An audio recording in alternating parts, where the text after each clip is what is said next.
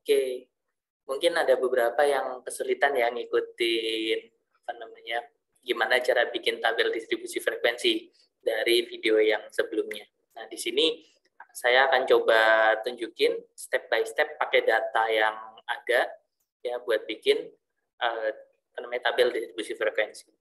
Oke, misal teman-teman ngumpulin data nih. Ngumpulin data dari mana? Ngumpulin data dari 20 orang responden. Ya, data apa yang mau kita kumpulin? Data berat badan misalnya. Kumpulinnya satu persatu kan. Oke, ada 20 orang ya. Amir, Bayu, Chandra, dan seterusnya. Kita panggil satu-satu, kita timbang. Kalau datanya data yang numerik kan bisa kita ukur kan. Nah, berat badan, ada timbangan yang sama. Mereka naik satu persatu, angka berapa yang muncul di timbangannya kita catat. Amir naik ke timbangan 78. Kita catat, oh iya berat badannya si Amir 78. Tuh Bayu naik, ya. Amir selesai, Bayu panggil, ayo Bayu masuk. Gitu kan. Beratnya 62. Gitu. Chandra naik, beratnya 59 dan seterusnya. Kita ukur semua tuh. Ke-20 orang itu kita ukur berat badannya masing-masing. Kita dapat data yang seperti ini. Datanya. Kalau ini kan datanya data mentah ya. Semuanya ada gitu. Kayak gini ditampilkan boleh nggak? Ya boleh. Gitu data primer seperti ini ditampilkan boleh, cuma kita nggak dapat informasi apa-apa. Kita nggak bisa ngelihat langsung. Ya kan? Ini beratnya banyakan yang di bawah, banyakan yang di tengah, atau banyakan yang di atas, banyakan yang overweight. Misal mereka seumur gitu ya. Kalau mereka beda umur kan ya nggak ngaruh gitu kan. Ya. Oke. Datanya udah ada. Apa yang kita lakukan pertama? Kita urutkan. Ya. Data ini yang mau kita buat jadi tabel distribusi frekuensi. Kita coba urutkan. Gimana ngurutinnya? Ya udah, kita coba aja. Kalau misalnya pakai Excel atau teman-teman pakai tools lain ya, Python atau apa, ngurutinya akan lebih gampang. Tapi kalau misalnya teman-teman ngerjain manual, ya, 20 data masih kecil, itu bisa dilihat satu persatu mana nih yang paling kecil. Oh iya 51, ada 49. Oke, 49 duluan. Gitu. Habis itu apa gitu urutin satu persatu itu bisa. Tapi kalau pakai Excel ya, pakai spreadsheet kayak gitu, ke data, habis itu sort. Sortnya sort ascending. Ascending itu naik ya. Artinya dari paling kecil ke paling gede. Descending juga nggak apa-apa, kelihatan sama aja kok. Ascending. Oh ternyata ada 48. Mana 48? Oh iya, si Kaila 48 beratnya. Kayak paling kecil 48. Oke. Ini data kita sudah terurut. Oke. Kalau datanya sudah terurut, apa yang kita lakukan? Kita lihat data terbesar dan data terkecil kan. Ini data terkecilnya 48. Ya, data terbesarnya 92. Oke. Dari data terbesar dikurangi data terkecil, kita dapat range. Ya, atau rentang. Rentang dari data kita. Berapa rentangnya? 92 dikurangi 48. 44. Rentang data kita itu 44. 44 ini yang nanti akan kita distribusikan ke beberapa kelompok. Bagi kelompoknya gimana? Kalau kita mau bagi kelompok, berarti kita harus tahu mau dibagi jadi berapa kelompok atau berapa kelas. Ya. Gimana? Ada 20 data, kita bisa manfaatin aturan Sturge. Ya. Aturan Sturge itu apa? Ya.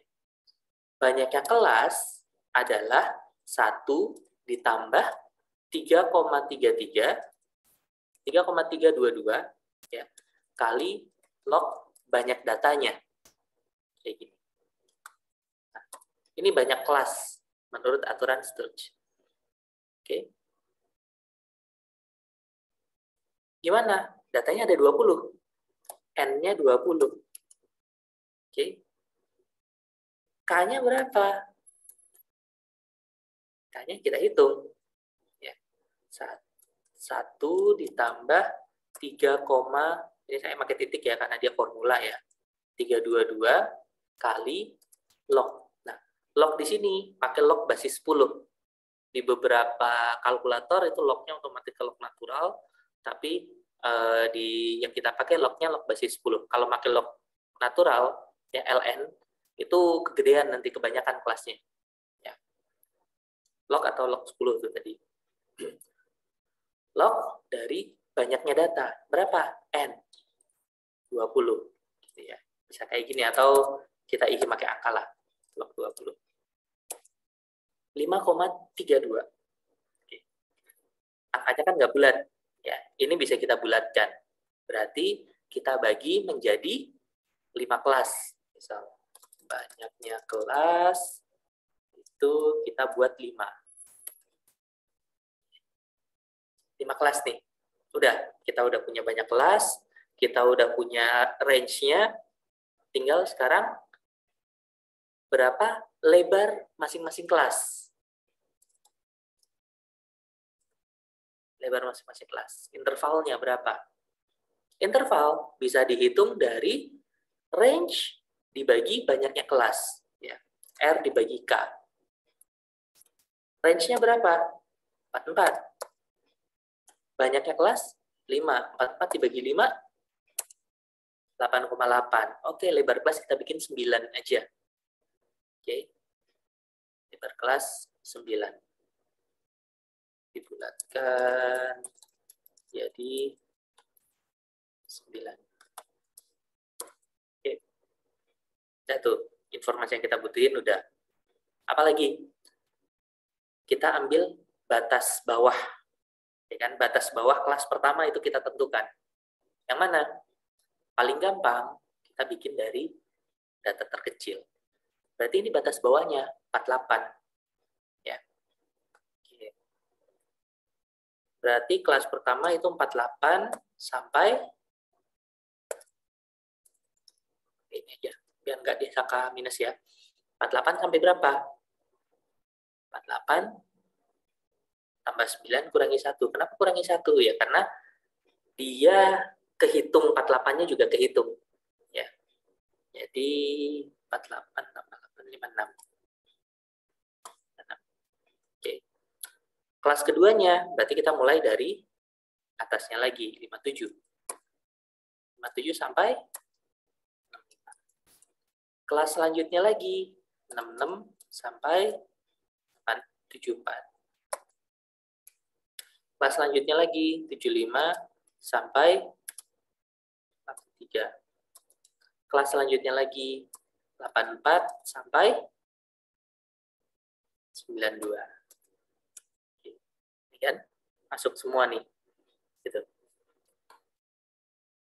84 sampai 92. Kita punya 5 buah kelas seperti ini. Semua nilai yang ada dari 48 sampai 92 bisa masuk ke dalam kelas-kelas yang kita punya. Nah, ini kelas-kelas yang kita punya. Tinggal ada berapa banyak. Ya udah kita masukkan di sini. Ini adalah beratnya ya.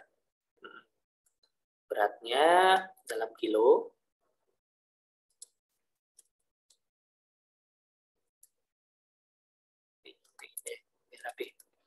Habis itu kita pakai turus.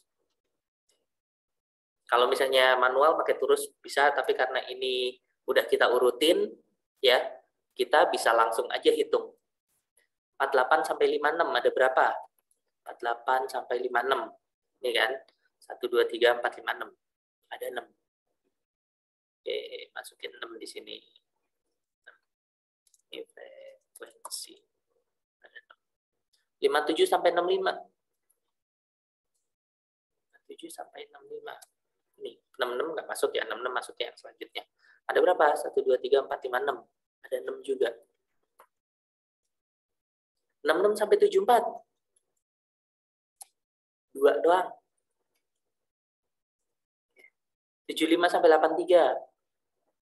75 sampai 83. 1, 2, 3, 4. Ada 4. 84 sampai 92. Ada 2.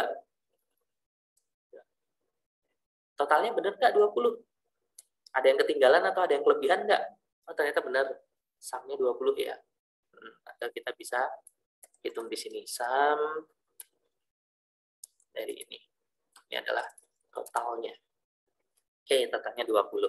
Udah jadi tabel distribusi frekuensinya. Oke, kita rapikan dulu lah tabelnya. Gimana?